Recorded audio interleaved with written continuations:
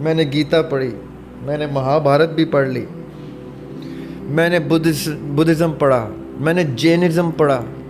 میں نے کہا یار میں سب پڑھوں, جوڈزم تو ہمارے لیے واجب ہے پڑھنا, کرسچینٹی تو واجب ہے, میں وہ بھی پڑھوں جو منع ہے.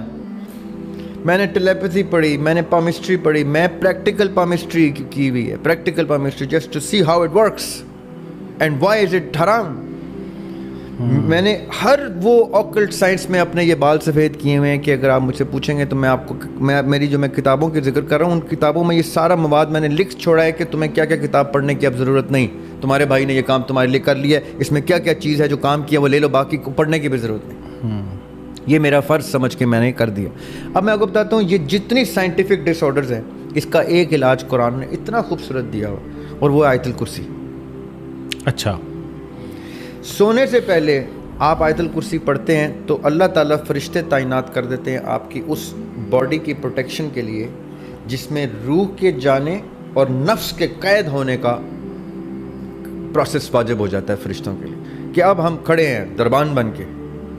اب کوئی شیطان اس جسم میں نہیں گھس سکتا, اب اس کی پروٹیکشن ہم پہ واجب ہو گئی. اب وہ چھوٹا ہے, بڑا ہے, سیاہ ہے, سفید ہے, ماں ہے, بیوی ہے, بچہ ہے, عورت ہے, جو ماؤں کو ریکویسٹ ہے اپنے بچوں کو آیت الکرسی سکھا دیں اور ان سے کہیں کہ چاہے تم دن میں سو یا رات میں سو, گھر میں سو یا ہاسٹل میں سو یا دوستوں کے گھر سلیپ اوور میں سو, ایک کام کر لو کہ تم نے آیت الکرسی پڑھ کے سونا ہے. اس سے کیا ہوگا, جو غیر ضروری پرابلمز جن کو اسپلٹ پرسنالٹی ڈس آرڈر تک کہتے ہیں, جن کو اسکیزوفرینیا تک کہا جاتا ہے, یہ اتنی بڑی سائنس ہے, یہ کبھی ہم پھر کسی اس کے اوپر بھی سیر اصل گفتگو کر لیں گے. اس کے سد باب ہو جاتا ہے from the very source of sleep جب آپ آیت الکرسی پڑھ لیتے ہیں. اس کے بعد